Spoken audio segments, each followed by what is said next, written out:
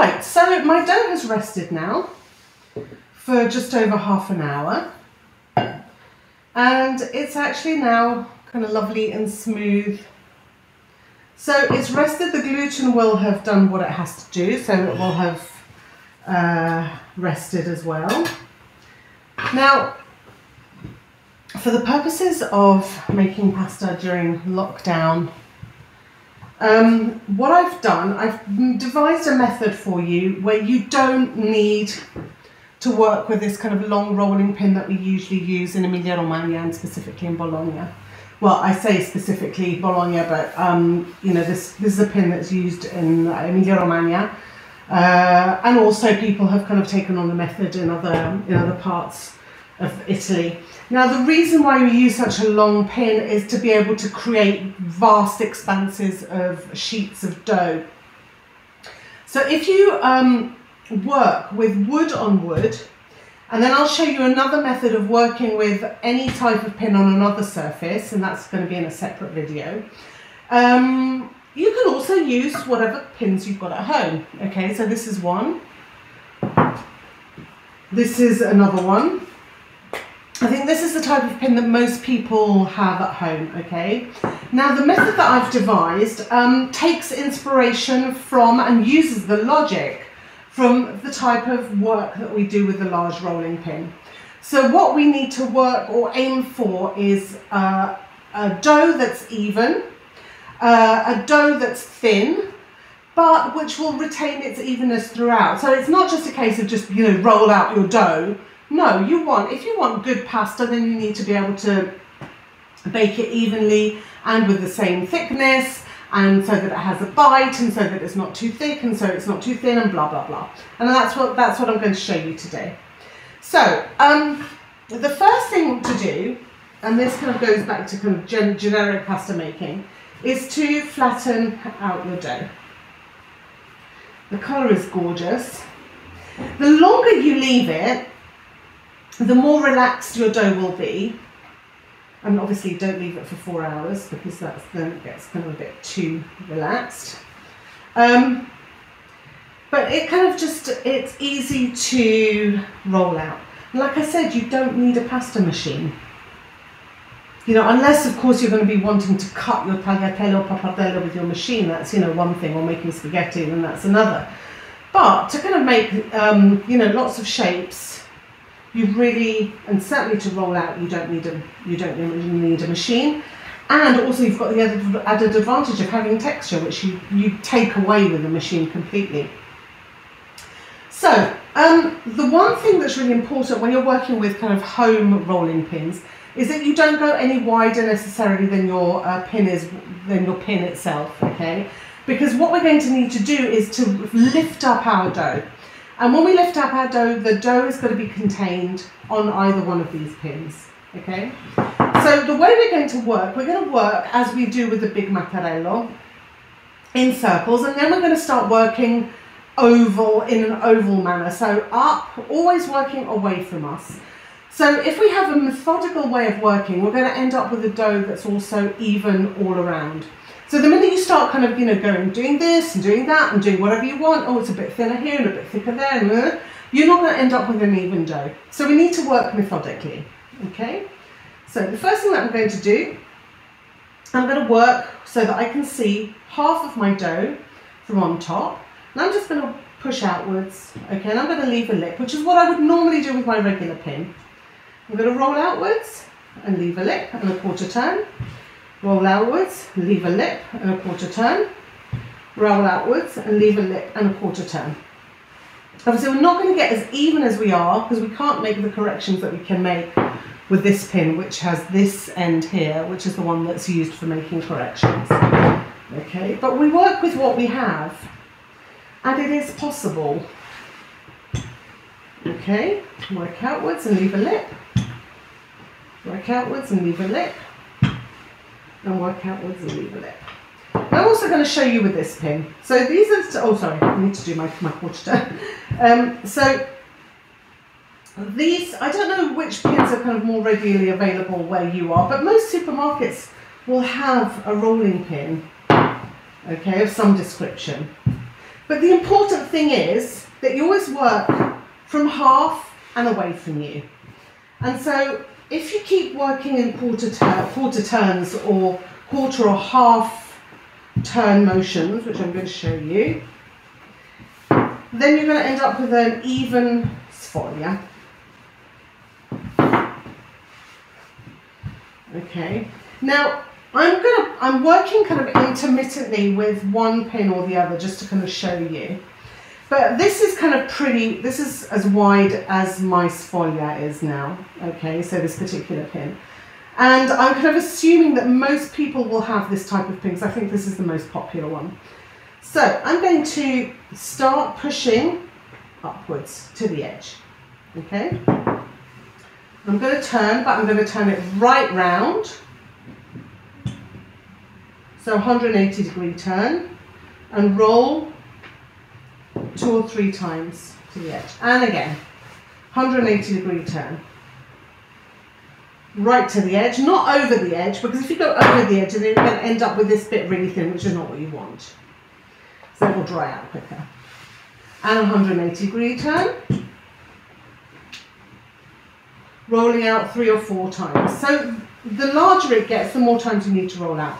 Now, when it starts getting bigger and bigger and you don't want to put pressure on your back, you can actually get the dough to kind of hang over the edge. And that's absolutely fine. And when we actually run the classes with a regular rolling pin, people are terrified of getting the dough to hang over the edge because they go, oh my God, it's going to break off. It doesn't, it's elastic. That's the beauty of it. Okay. So again, from half, and I'm going to roll outwards. And again, half, and roll outwards. Half, and roll outwards. I'm going to start letting it hang down now, sorry. And I'm going to roll it out with this pin as well, so just so that you can see, okay?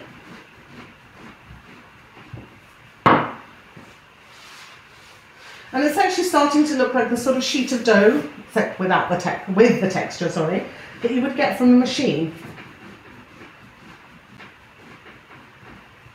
Okay, and flipping it upside down from about halfway and rolling out.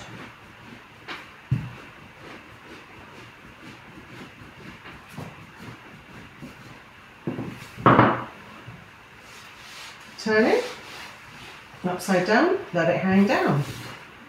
Can you see it? I don't know if you can see all that beautiful texture. You know, this is all texture that we want. It's going to make our sauces stick. It's going to give us a better mouth feel. Okay, I'm lifting up from the bottom, turning it, and then flipping it up on top. Okay. I'm going to go back to this pin, just so that you can see that I can actually work with both. Okay, now we can start working outwards a little bit, northeast and northwest. Okay, just to kind of even it out a little bit.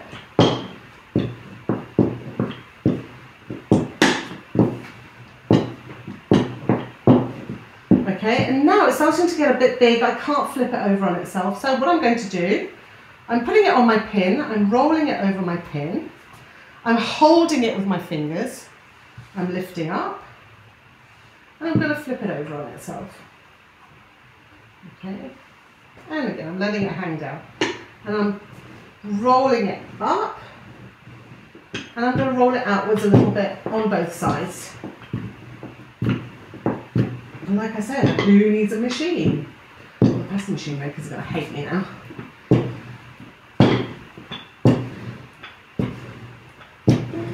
Okay, so always working away from you.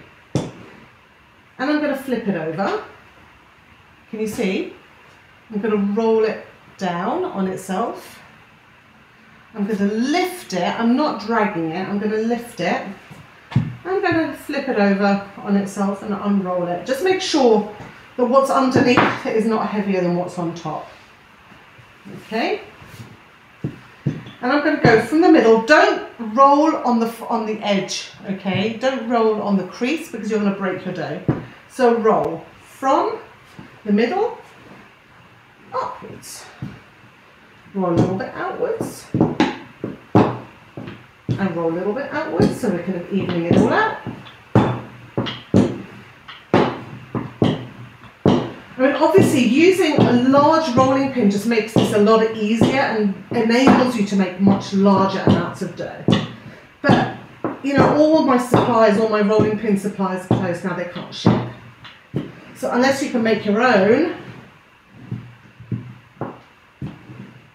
So you just saw that that stuck to my pin, okay? What does that mean? It means it's just a wee bit sticky. So I'm just going to add a tiny bit of flour. Okay. My pin keeps falling apart because I never use it. Okay, so this I'm going to flip over again. I'm going to pull it right down. I'm going to lift up, pull it down. I'll flip it over. Okay, so we've got actually really lovely consistency. I'm going to keep rolling up.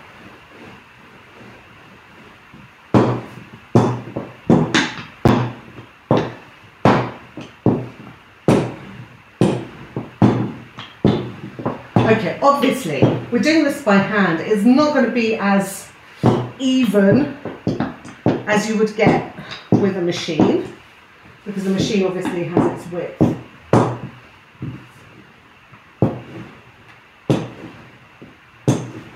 Just going up, literally, and leaving the rest to quite happily hang down.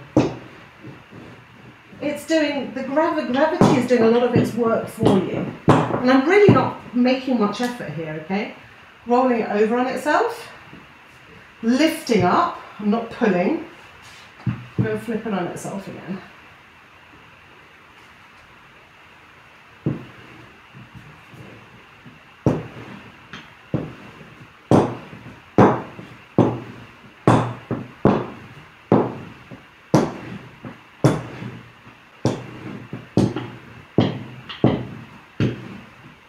Okay, so this bit is slightly thicker. I'm going to push outwards this pin. I'm going to use this pin as well, just to kind of show you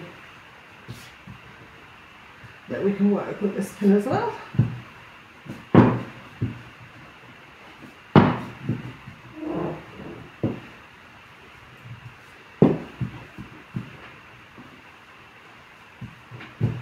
Okay. I'm going to flip it over this pin, I'm going to roll it over the pin, lift it up,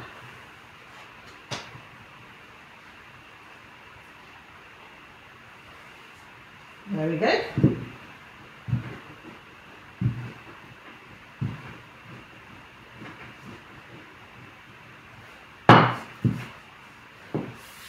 I'm just working kind of just my northeasts and northwests, okay? They're the bits that usually kind of stay a bit thicker.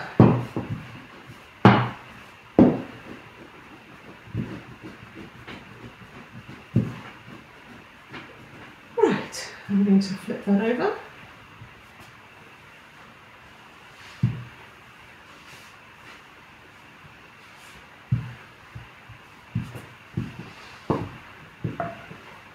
So I've actually got a sheet of dough that would be pretty similar in length to that of a pasta machine. Can you see my hand through that? You can almost not see where my skin ends. So that's really nice and thin now for us to kind of make some shapes. So I've got a big board here. I'm going to kind of go and perfect some of my edges and roll out with this.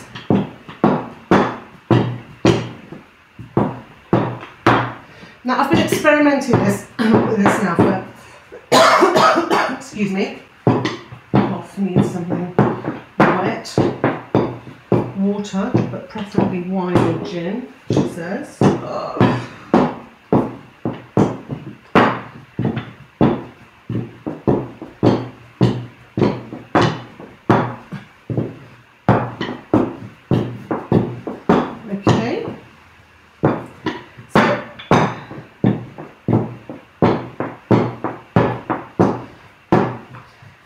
Tagliatelle.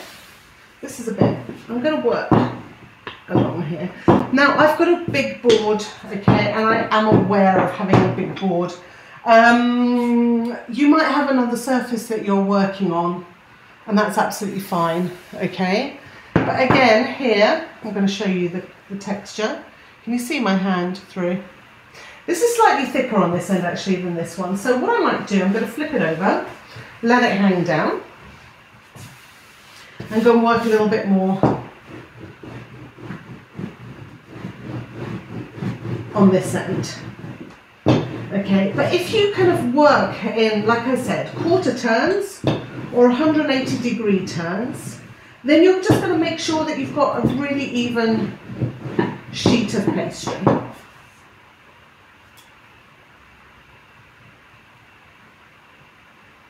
Lift up, lift up. I'm going to roll out again on my board. Okay.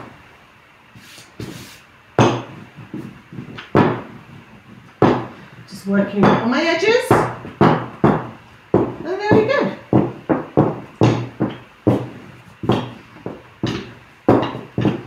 And who needs a pasta machine, right?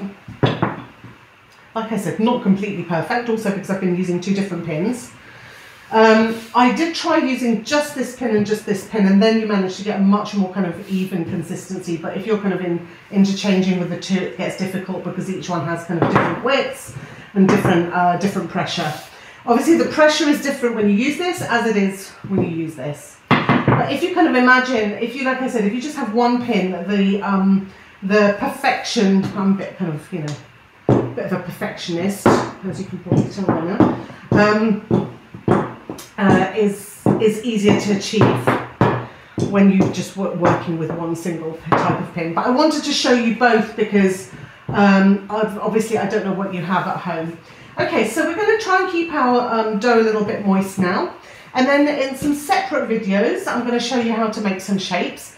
But for the purpose of this particular video, I'm going to cut the dough, I would say, probably in half, like that, so that we can make some tagliatelle afterwards. To make the tagliatelle, we need to let that dry out a little bit. And we're going to do that, she says, by looking for a tea cloth, which I forgot to take out earlier, a clean one. Oh, I do have one here though. I'm going to roll it up in a tea cloth so that the tea cloth extracts some of the humidity. Okay, and I'll show you how to cut your tagliatelle afterwards. But this is how you dry them. Okay, you just dry them. If you leave the dough open just to the air, the edges are going to crack and they're going to be difficult to cut. Okay, so that's like that. Now I want to keep this quite moist, and you can either do that by, I've got beeswax wraps. These are great. Okay, they keep it really nice and moist. They keep it sort of humid. Don't let it dry out. If you don't have beeswax wraps, you can just use some plain parchment, baking parchment. Okay. And so for the next series of videos, I'm going to show you some shapes. And this is the end of this one. And I hope you enjoyed it. And just let me know how you get on. And like I said, Q&A, send me some questions and I'll try and do a video of answers to various questions you might have. Okay, if there's anything that you found confusing, let me know. If there's anything else you want to learn, let me know. Let me know what type of pin you have as well, if you've got this type of pin or this type of pin, okay? What you don't want to use are the tape. There are some wooden pins which are used for French pastry which are tapered on each end, okay? But they just make sure that you have a completely uneven dough, okay? We don't want to use those. There you go. Thanks for watching and see you.